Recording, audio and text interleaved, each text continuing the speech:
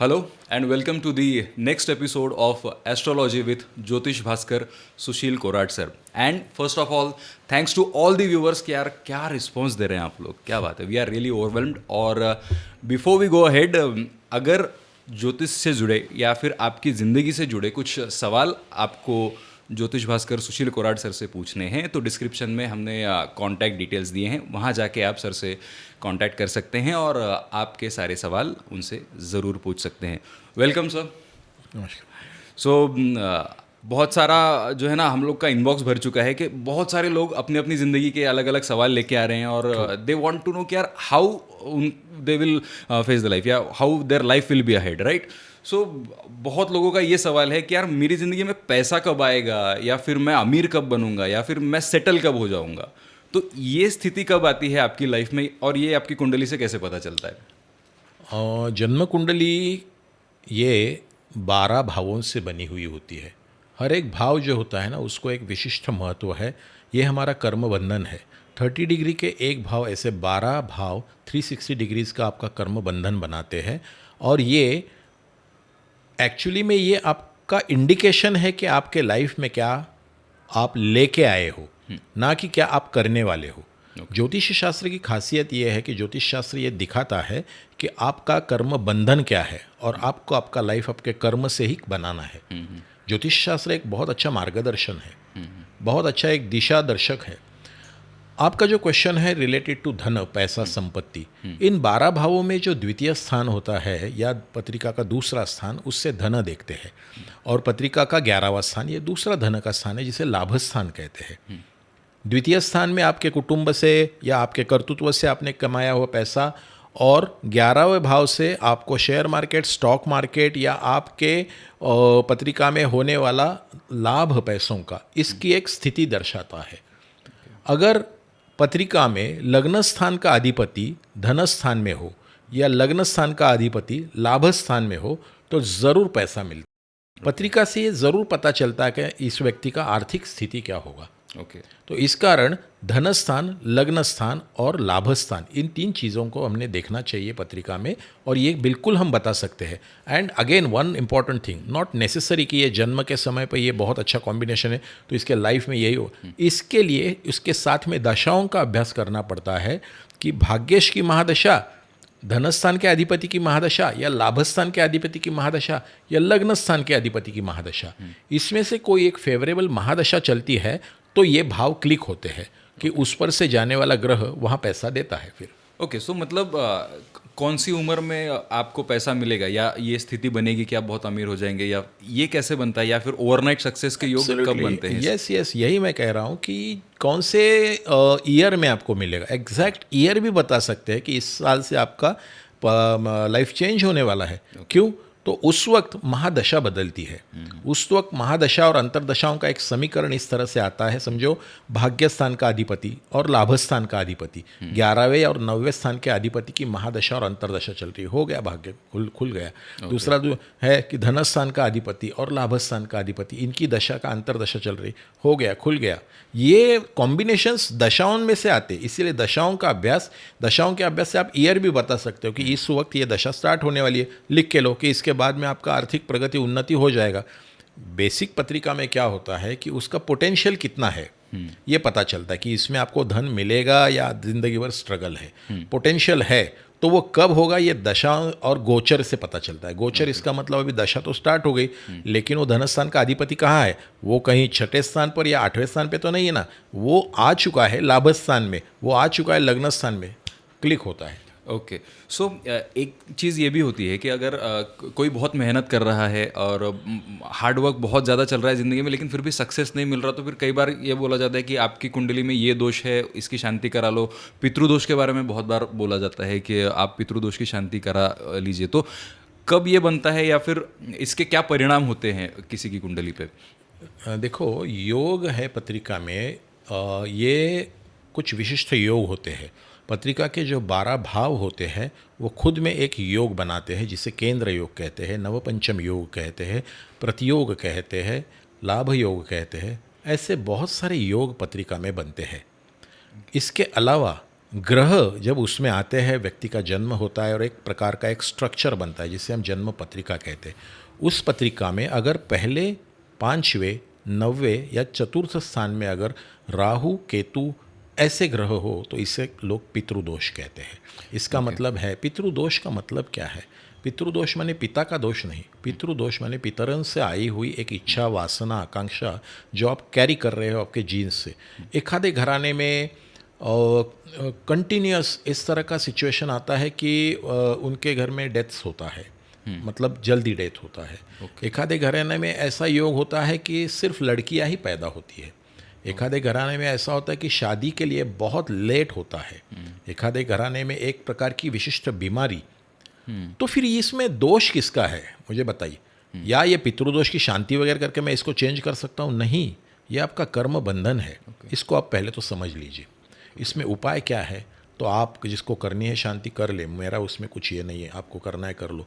मेरा ये कहना है कि पितृदोष, ये जो दोष है ये आपके कर्म बंधन का है, तो कर्म बदलो, अच्छे कर्म करो, अन्नदान करो और इससे मुक्त हो जाओ। ओके, तो जैसे आपने बताया कि जनरेशन टू जनरेशन ये चीज़ें कैरी होती हैं, तो जैसे जैसे मैं दो चीज़ों के बारे में बोलूँगा, या तो फिजिकल एलिमेंट्स या हम लोग कहेंगे, या फिर किसी का कहते हैं कि मानसिक बीमारी या फिर मेंटल डिसऑर्डर्स या फिर साइकोलॉजिकल डिसऑर्डर्स कुछ होते हैं। तो जैसा कि किसी के घर में सारे के सारे मर्द जो हैं वो गुस्से वाले होते हैं, कभी भी किसी भी चीज़ पे गुस्सा कर देंगे। या फिर ऐसा होता है कि हमारे दादाजी को भी डायबिटीज़ था, पप्पा को भी डायबिटीज़ है, और लड़के को भी डायबिटीज़ है या बेटी को भी डायबिटीज़ है, तो ये सारा पितृदोष के अंदर आ सकता है। देखिए, इसीलिए मैं हमेशा कहता हूँ कि पितृदोष को आप समझिए। पितृदोष ये ऑर्डर है, ये टेंडेंसी है जो जनरेशन टू जनरेशन पर्कुलेट होता जाता है और कुछ जनरेशन तक तो वो रहता है। इसीलिए इसका मतलब ये मत निकालिए कि मैं इसकी शांति कर लूँ और इससे बच जाऊँ। इसका मतलब ये है कि you have to change your सेल्फ। अन्नदान ये सर्वश्रेष्ठ दान है। गुरुदेव दत्त की पूजा या गुरुवार के दिन गुरुदेव दत्त के मंदिर जाके, उपाय सीधा बताता हूँ मैं आपको, नारियल चढ़ाना और अन्नदान करना, इससे बड़े बड़े पितृदोष की शांति हो जाती है। अगर विधि ही करना है आपको तो मैं बताता हूँ आपको। एक पात्र लीजिए जिसमें आप पानी लेके, हाथ में जल लेके, उस पर कुछ विशिष्ट मंत्र करके दक्षिण दिशा में आप उसको प्रवाहित कर दो। ओम मम स्वगत पितर तर्पयामी, ये मंत्र 24 बार करके आप दक्षिण दिशा में पानी चढ़ा दो। अगर आपको शांति पूजा पाठ ही करना है तो ये कर लो। आपका सर्वश्रेष्ठ कर्म है अन्नदान।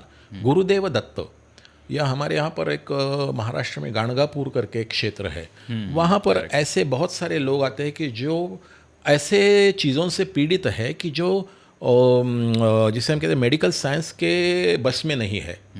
कई दोष ऐसे होते हैं कि जो वैद्यकीय शास्त्र में बैठते ही नहीं है। कारण क्या है? कुछ नहीं, मज्जा संस्था काम कर रही है, या घर में कुछ ऐसे प्रॉब्लम है। गाणगापुर में क्या है, गुरुदेव दत्त का एक तीर्थ क्षेत्र है ये। करेक्ट। और श्री दत्त दिगंबर माने श्री गुरुदेव दत्त, ये सर्वश्रेष्ठ देवता है कि जो एनर्जीज़ के लिए बहुत ही कारगर होता है। तो इनके चरणों में अगर आप गुरुवार के दिन नारियल चढ़ाओ और अन्नदान करो, और ये कंटिन्यूसली करो। अन्नदान करना ये सर्वश्रेष्ठ दान है। इससे भले भले अच्छे अच्छे दोष निकल जाते हैं। ओके जी, तो पितृदोष का निवारण इस तरह से हो सकता है। ओके, पितृदोष के बारे में तो हम लोग ने बात कर ली, लेकिन जैसे होता है ना कि पितृदोष की वजह से बहुत लोग कहते हैं कि शादी में देरी होती है, या फिर शादी बनते बनते टूट गई। तो इसके बाद में भी आजकल के ज़माने में एक बहुत बड़ा प्रॉब्लम है कि एक्स्ट्रा मैरिटल अफेयर्स के, शादी के बाद में भी सब सही चल रहा है लेकिन दे हैव अफेयर्स आउटसाइड। तो ये कैसे पता चलता है, या फिर ये होने वाला है, ये कैसे इसका अनुमान लगाया जा सकता है? Good question. क्योंकि जो शादी के लिए, गुण मिलन के लिए मेरे पास लोग आते हैं या मेरे से कंसल्ट करते हैं, उनका हमेशा ये क्वेश्चन रहता है कि सर ये बताइए कि इनका कैरेक्टर कैसे होगा, इस लड़के का कैरेक्टर कैसा होगा। तो ये कैरेक्टर का पता कैसे चलता है? लग्न स्थान ये पत्रिका में आपको दिखाता है कि इस व्यक्ति की मानसिकता, इसका थॉट, इसका ये क्या होगा, रिएक्शंस क्या होगा। शुक्र पत्रिका का राहु युक्त होगा अगर शुक्र मिथुन राशि में होगा या सप्तम स्थान में कोई ऐसे ग्रह होंगे जिसे राहु कहते हैं, जिसे नेपच्यून कहते हैं या शुक्र कहते हैं। शुक्र प्रभावित होने से ऐसी चीज़ों का वो इंक्लिनेशन बन जाता है। मैरिड लाइफ के लिए सप्तम स्थान अच्छा होना चाहिए। सप्तम स्थान में अगर पापग्रह हो ना, वक्री मंगल हो, वक्री हर्षल हो, मे बी वक्री शनि भी हो, तो ये शादी और सौख्य के लिए अच्छी नहीं है पत्रिका। तो फिर आप इसको कहते हो कि नहीं, इनका फिर डाइवोर्स भी हो सकता है। Okay fine, but what about the extra marital affairs?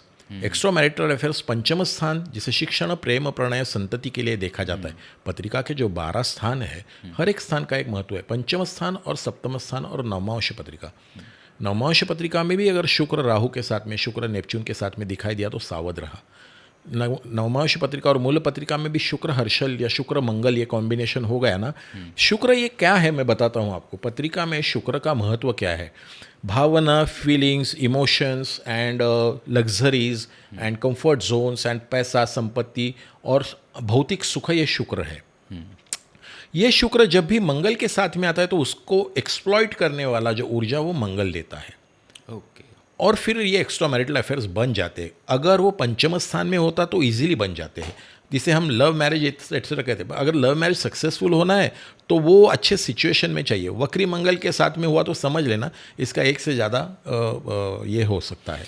Okay, तो ये तो कुंडली से पता चल गया, लेकिन इन सब चीज़ों के परिणाम, जैसे हम लोग कहते हैं कि उस शादी पे या विवाह के बाद में उस दंपत्ति पे क्या, उस कपल पे क्या परिणाम होंगे, ये कैसे पता? यस, इसमें सप्तम स्थान देखिए कि इसका फिर वैवाहिक सौख्य कैसा होगा।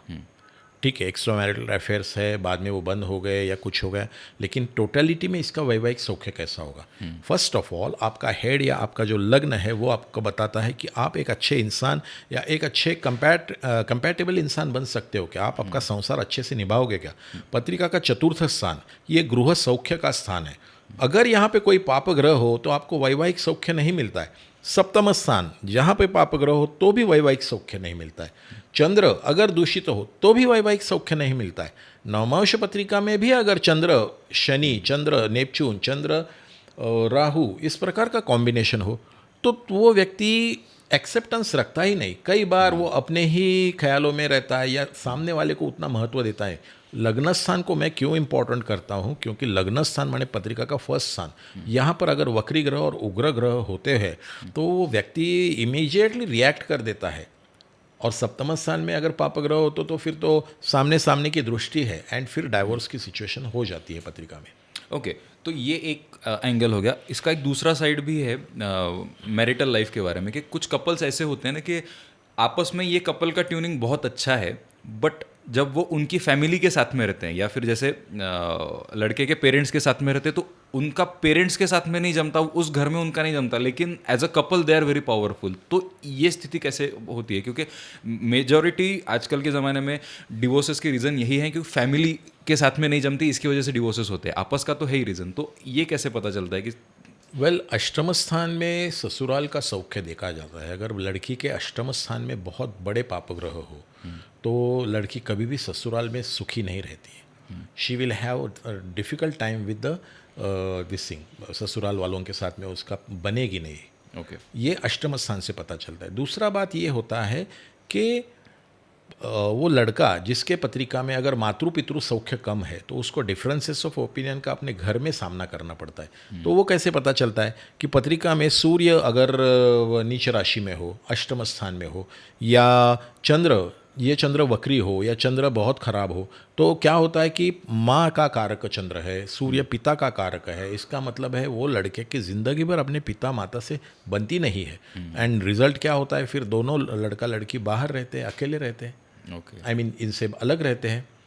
ओके। सो यही होता है कि वो शादी विवाह कौटुंबिक सौख्य, इसके लिए आपको लग्न स्थान अच्छा होना चाहिए, सप्तम स्थान अच्छा होना चाहिए, पंचम स्थान और भाग्य स्थान, ये सब देखना पड़ता है।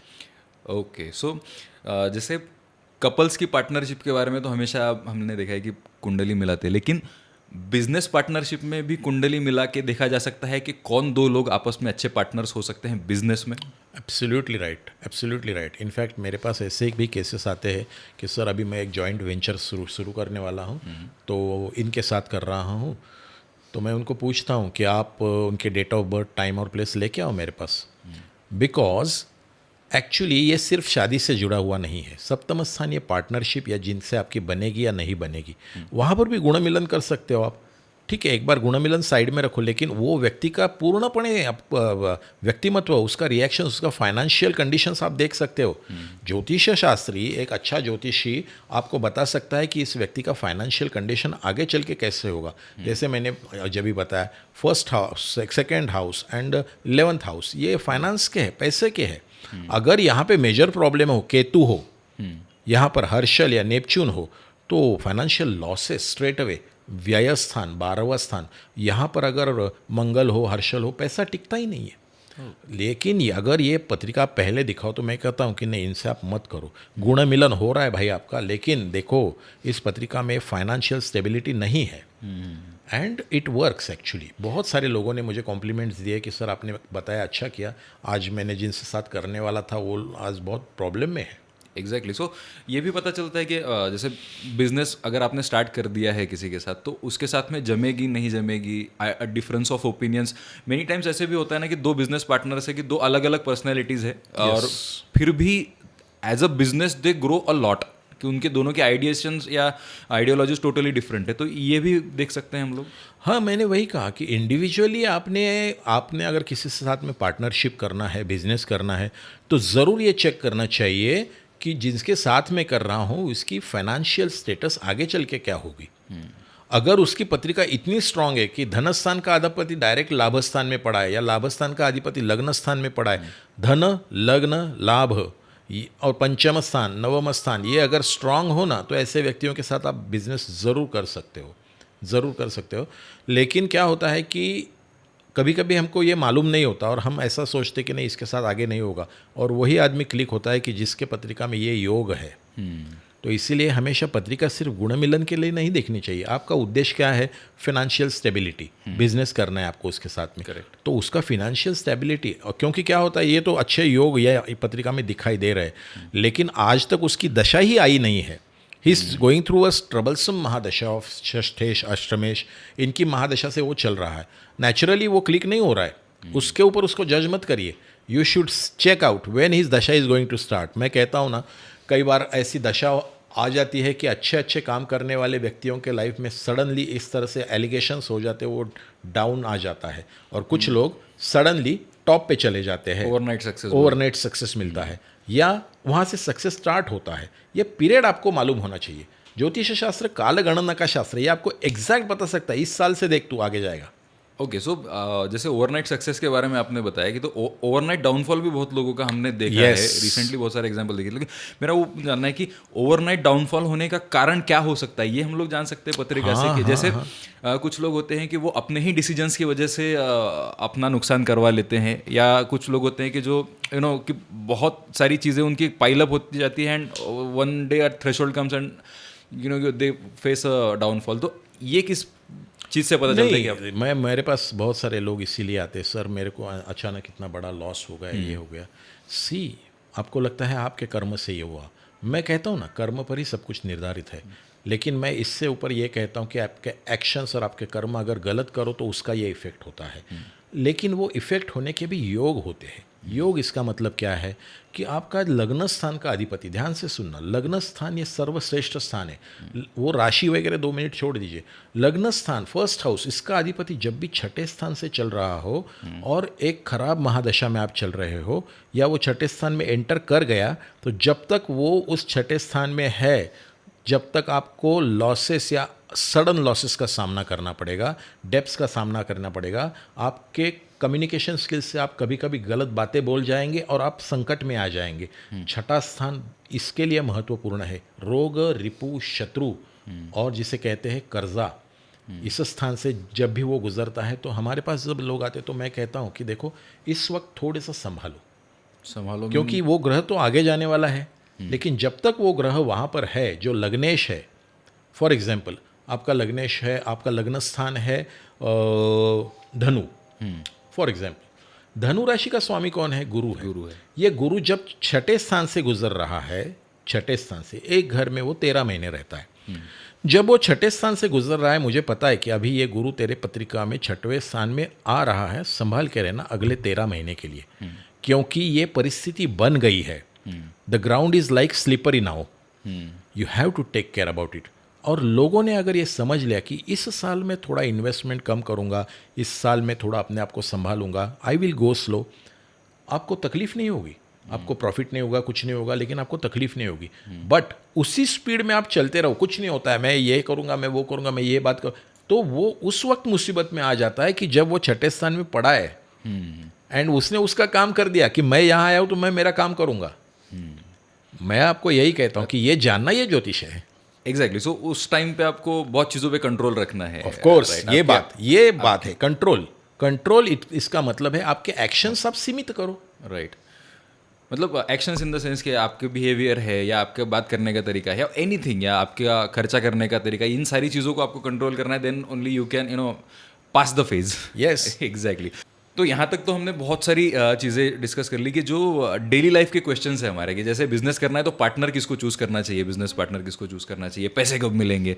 तो इसके साथ में और बहुत सारे ऐसे सवाल हैं कि जो डेली लाइफ में बहुत सारे लोगों के दिमाग में उठते बैठते आते हैं। जैसे कि किसी ने कह दिया कि भाई एक्सीडेंट हो सकता है या फिर तेरे इसमें ना बहुत बड़ा फाइनेंशियल लॉस होने वाला है। तो ऐसे बहुत सारे सवाल अगले एपिसोड में आने वाले हैं, जिसके बारे में हम बहुत सारी चर्चा करेंगे। तब तक के लिए ज्योतिष भास्कर सुशील कोराड यूट्यूब चैनल को सब्सक्राइब कीजिए। और आज का एपिसोड आपको कैसा लगा ज़रूर हमें कमेंट्स में बताइए। और अगर आपके दिल में ज्योतिष से जुड़े या आपकी ज़िंदगी से जुड़े कुछ सवाल हैं जिनके जवाब आप जानना चाहते हैं, तो डिस्क्रिप्शन में ज्योतिष भास्कर सुशील कोराड सर का कॉन्टैक्ट हमने दिया है, वहाँ पे आप सर को ज़रूर आपके सवाल सेंड कर सकते हैं।